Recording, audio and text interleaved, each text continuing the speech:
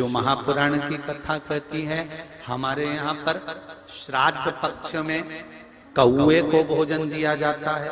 बोलो देते कि नहीं देते? जम के बोलो जरा। देते? गौ माता को भोजन दिया जाता है, स्वान को भोजन दिया जाता है, किसी भिक्षुक ब्राह्मण, कोई भूखा, कोई साधारण कोई व्यक्ति को भोजन दिया जाता है। क्यों?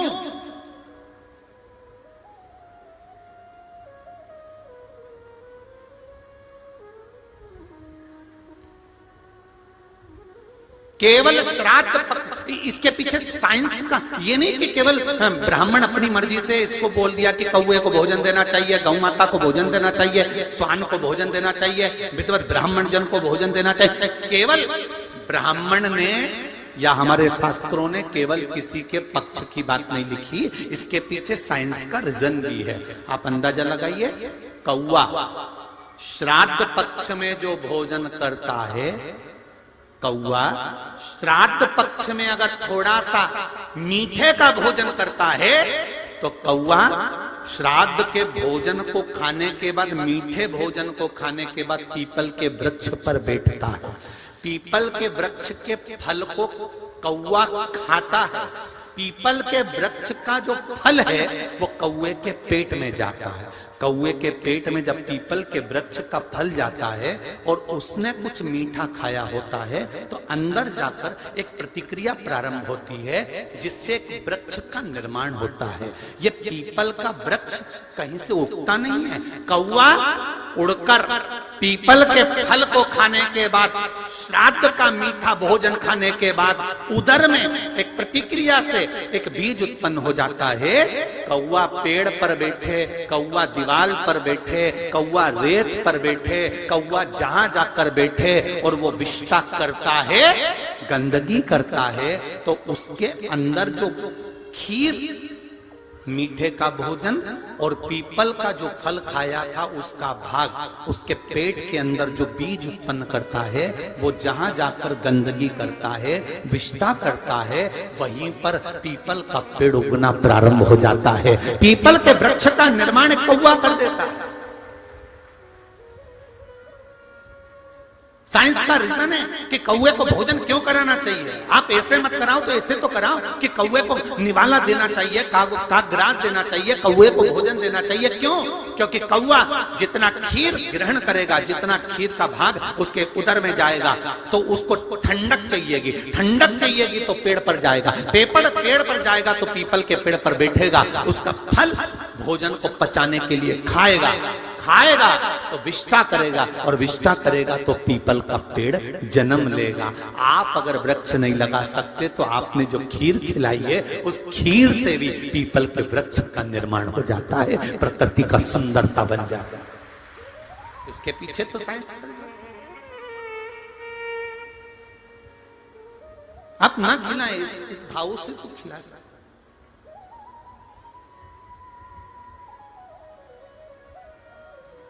महाराज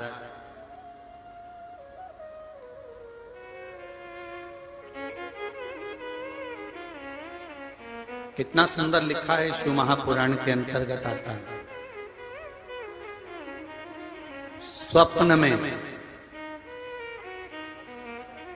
4 जगह पर अगर पितृ घर के पूर्वज दिख रहे हैं तो उसका फल क्या होता है। तर्पण शिव महापुराण की कथा में अच्छे से सुनिएगा। मेरी माताओं से भी निवेदन और मेरे भाइयों से भी निवेदन, आपके घर के पूर्वज जो मर चुके हैं आपके सपने में अगर 4 जगह पर नजर आ रहे हैं तो उसका फल देखिए।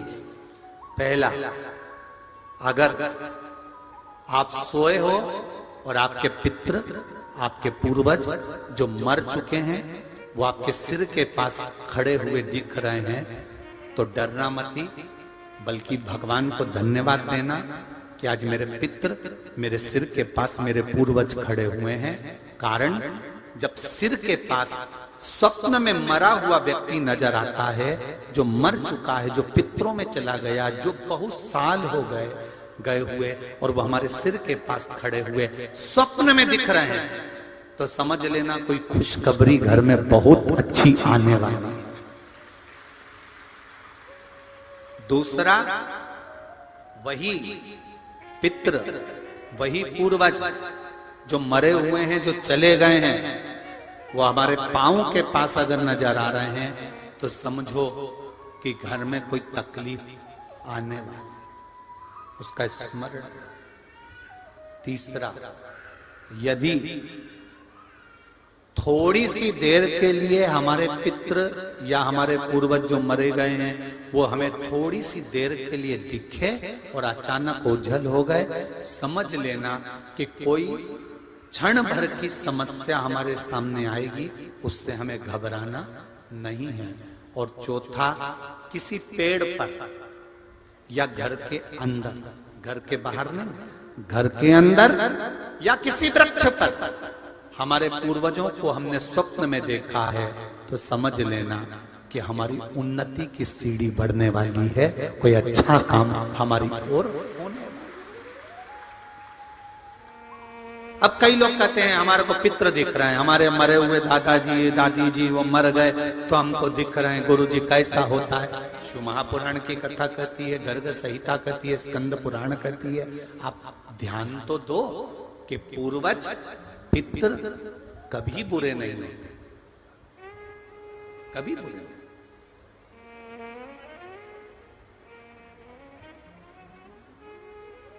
उनका काम केवल देने का है। मृत्युलोक, चंद्रलोक, चंद्रलोक के ऊपर है पितृलोक। पितृलोक कहां पर है? चंद्रलोक के ऊपर। पितरों का काम क्या है?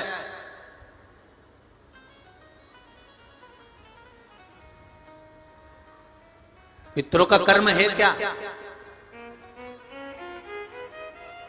जब कोई मर जाता है पितरों का काम क्या है? पितरों का कर्म क्या है? भगवान विष्णु का काम है, ब्रह्मा जी को आदेश दिया, ब्रह्मा जी ने सृष्टि का निर्माण करा, शिव जी ने समय समय पर इसका वर्णन कर संहार किया।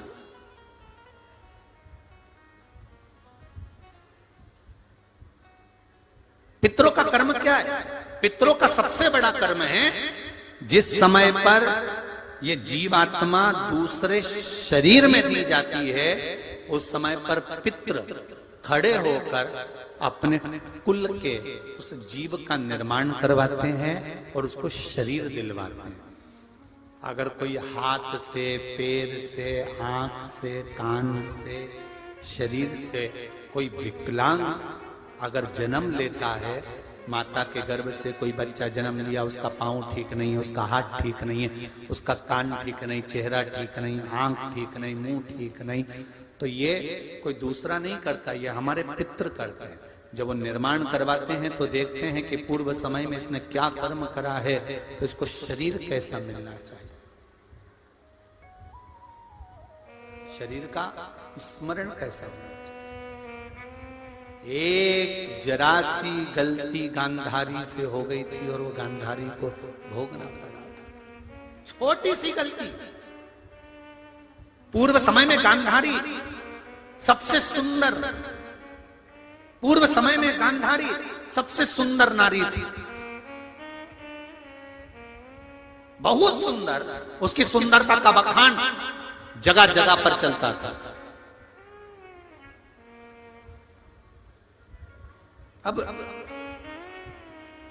एक हाकिम ने आकर कह दिया, महारानी जी आपके लिए एक औषधि बनाना चाहता हूं, ऐसी औषधि जिसको तुम तुम्हारे चेहरे पर लगा लोगी, तुम जिंदगी में कभी बूढ़ी नहीं होगी, तुम सुंदर बनी रहोगी महारानी जी, कहो तो औषधि बना दूं। हाकिम के कहने पर राजकुमारी ने कह दिया औषधि बनाओ, पर हाकिम ने कहा औषधि तो बना दूंगा पर इसमें थोड़ी सी हिंसा होगी, आप समझ सकती हैं। महारानी ने कहा कैसी हिंसा, मुझे कोई मतलब नहीं, तुम तो भले हिंसा हो पर दवाई बनाओ, औषधि बनाओ। गांधारी पूर्व समय की जो रानी थी उसने हाकिम से कहकर औषधि बनाई। क्या चाहिए औषधि बनाने के लिए? तो कहा 100 केचुए चाहिए। 100 केचुए? हाँ, इन केचुओं का क्या करोगे? उसको पीस कर दवाई उसी में मिलाकर दूंगा, जिसको आप अपने चेहरे पर लगाना, आप कभी बूढ़ी नहीं दिखोगी। राजकुमारी ने कहा 100 केचुए लाए जाएं और दे दिए जाएं। 100 केचुओं को लाकर हाकिम ने राजकुमारी से पिसवाया और उसमें दवाई मिलाकर राजकुमारी को दी। राजकुमारी ने चेहरे पर लगाया, भले बूढ़ी नहीं हुई, पर अगला जन्म जब गांधारी का पाया, आंखों पर पट्टी बंधी है, पुत्र मर चुके हैं। गांधारी कृष्ण से कह रही है, मुझे अपने बेटों का एक बार दर्शन करा दे, मैंने अपने बेटों को नहीं देखा, मैंने सुना है मेरे सारे के सारे बेटे मर गए, तू एक बार मिला दे। गांधारी को पकड़कर भगवान कृष्ण ने युद्ध के मैदान में कुरुक्षेत्र में ले जाकर खड़ा कर दिया। गांधारी से कहा पट्टी खोलो आंखों की। गांधारी ने आंखों की पट्टी खोली तो सामने एक बोर का बेर का पेड़ दिखा, एक बेर का पौधा, एक बोर का जो बेर हम खाते हैं उसका पौधा नजर आ गया। और पौधा दिखते से ही तुरंत गांधारी ने बेर तोड़ना चाहे, पर बेर तो ऊंचे लगे थे। गांधारी ने एक शव को उठाया, दूसरे शव को उठाया, तीसरे शव को उठाया, शवों का ढेर लगाया। गांधारी उस पर चढ़ गई और बेर तोड़कर खाने लगी। खाने के बाद गांधारी को याद आया कि मुझे तो अपने बेटों से मिलना है जो मर गए। कृष्ण से कहा, कान्हा मेरे बेटे कहाँ हैं?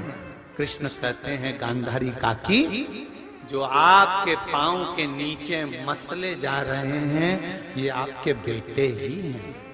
गांधारी कहती है, मेरे बेटों की ये दशा कैसे हो गई? मैंने कोई पाप नहीं करा, मैंने कभी कोई गलत कर्म नहीं करा, फिर ये दशा हुई कैसे है? भगवान कृष्ण ने कहा, गांधारी काकी, पूर्व समय में तुमने 100 केचुओं को मलवाया था, वो 100 केचुए आज आपके सामने मले हुए पड़े हैं। जैसा दूसरे के साथ करोगे वैसा भोगने के लिए तैयार हो। इसलिए हमेशा याद रखो, मत बुरे कर्म कर बंदे मरेगा, भगवान की आंखों से तू बच नहीं पाएगा, तू बच नहीं पाएगा। अरे ओ अज्ञानी मत करना दानी, तेरे कर्म का फल भी तू ही पाएगा। जैसा किया तूने तेरे आगे आएगा। मत बुरे कर्म कर बंदे वरना पछताएगा, भगवान की आंखों से तू बच नहीं पाएगा, तू बच नहीं पाएगा। इसीलिए हम कहते हैं, अपने घर के दरवाजे पर लिख दो, तेरा क्या होगा रे कालिया। एक समय तो जवाब देना ही पड़ेगा उसको। अंत बिंदु। ऊपर जाकर भी रोगे ना तो कहोगे मैंने बच्चों के लिए करा था, मैंने पत्नी के लिए करा था, परिवार के लिए करा था। भगवान भी कहेगा, झूठ तूने बोला, कपट तूने करा, बेईमानी तूने करी, छल तूने करा, इसलिए भोगना भी तुझे ही पड़ेगा, कोई दूसरा नहीं भोगेगा। इसलिए मेरी माताओं से निवेदन है, हफ्ते में एक बार अपने पति से कह दिया करो कि मंदिर जाया करो। हफ्ते में एक बार अपने पति से कहा करो कि शिव महापुराण में जाया करो। हफ्ते में एक बार अपने पति से कहो कि भगवान की शरणागति जाओ। क्यों? कमाया पत्नी के लिए, कमाया बच्चों के लिए, दुकान पर बैठकर झूठ बोला बच्चों के लिए, अच्छी एजुकेशन देना, अच्छा पढ़ाना है, पत्नी के लिए सामान लाना है, गाड़ी करना, ये करना, वो करना, कमाया पत्नी और बच्चों के लिए, परिवार और कुटुंब के लिए। पर पत्नी भोगेगी क्या? अरे जम के बोलो, नहीं, तुम तो बढ़िया खजूर वाली चोटी बना के रहे, तुम्हें कोई टेंशन नहीं। बच्चे भोगेंगे क्या? नहीं, क्योंकि बच्चे कभी अपने पापा से नहीं कहते पिताजी तुम मेरी पढ़ाई के लिए चोरी कर कर लाना। ये कोई बेटा कभी अपने बाप से नहीं कहता तुम मेरे लिए अच्छा खूब धन इकट्ठा करो, चोरी करो, बेईमानी करो। ये बेटी भी कभी नहीं बोलती अपने पापा से, ना पत्नी बोलती है कि तुम